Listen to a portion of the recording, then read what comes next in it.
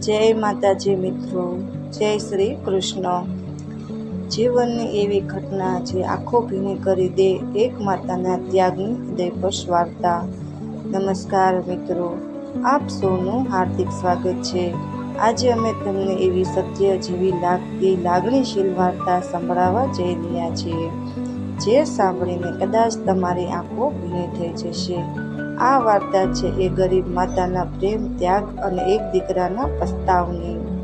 વાર્તા શરૂ થાય છે એ નાના ગામની।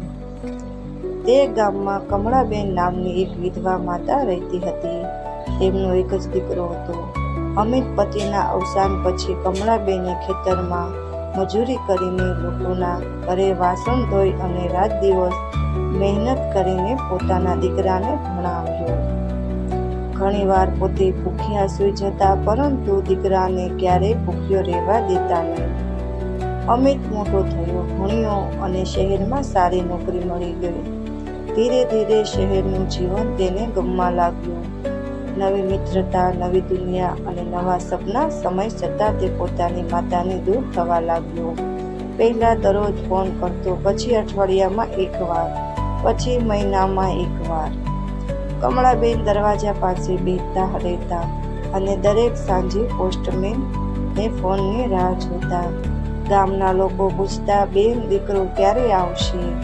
કમળાબેન હસીને કહેતા, બેટો બહુ કામમાં વ્યસ્ત છે, જલ્દી આવશે। પણ અંદરથી તેઓ દરરોજ પૂછતા હતા। એક દિવસ કમળાબેન ખૂબ બીમાર પડ્યા। પાડોશીએ અમિતને ફોન કર્યો, પણ અમિતે કહ્યું, હું ખૂબ વ્યસ્ત છું, 2-3 દિવસ પછી આવીશ। એ 2-3 દિવસ કમળાબેન માટે ખૂબ લાંબા સાબિત થયા। તેમણે પોતાના દીકરાનું બાળપણ યાદ કર્યું।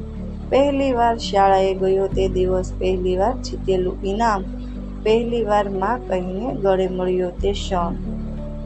તેમની આંખોમાંથી આંસુ વહેવા રહ્યા। ત્રીજા દિવસે સવારે કમળાબેને શાંતિથી અંતિમ શ્વાસ લીધો। જ્યારે અમિત ગામ પહોંચ્યો ત્યારે આખું ગામ શોકમાં હતું। માતાનો નિર્જીવ ચહેરો જોઈને તે ધ્રુજતો ઉઠ્યો। તે માતાના પગે પડીને રડવા લાગ્યો, માં એકવાર આંખ ખોલો, હું આવી ગયો છું। પણ હવે ઘણું મોડું થઈ ગયું હતું।